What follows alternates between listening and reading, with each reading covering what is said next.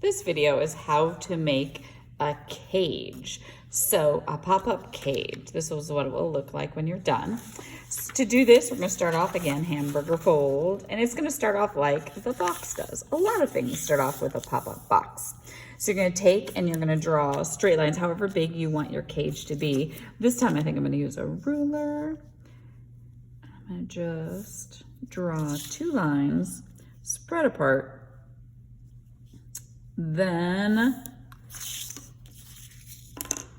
first one, we can do our normal cut. This should sound really familiar. Cut those lines.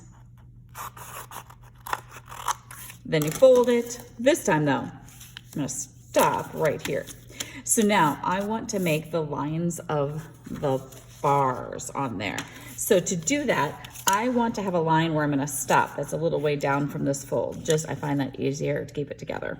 So I'm just gonna draw a faint line here so I know where to stop. Then I need straight lines going up like this. So I'm just going to, you could measure these too if you wanted to, but I'm just gonna kind of eyeball it. So I'm gonna cut this one out. So I'm gonna put a little squiggle there. So I know which ones. Every other one I'm gonna cut out. Squiggle. Is this one gonna have a squiggle? Yes, it is. That was not a very good squiggle. Squiggle. Okay, and I keep doing this all the way across. Then it'll be time to cut. I'm almost there. But my ruler got stuck on the cut. There we go. No squiggle. Squiggle, and I really want to make sure I end with a squiggle. I think I can fit it in, yeah, right in there. Okay, now what I'm gonna do is take and I'm gonna cut out the squiggle lines. I'm gonna cut straight up.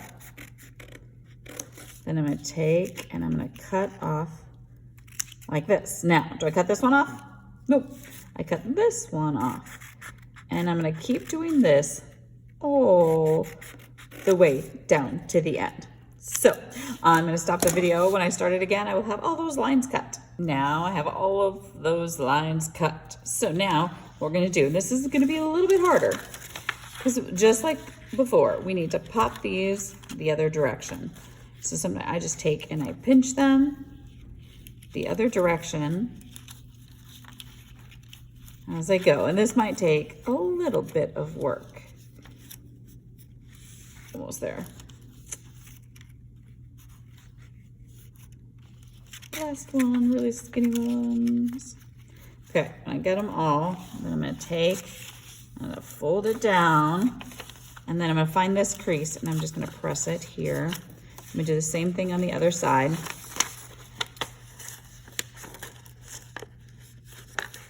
Before I close the whole thing like this. That sticks over the edge. To me, that doesn't bother me at all.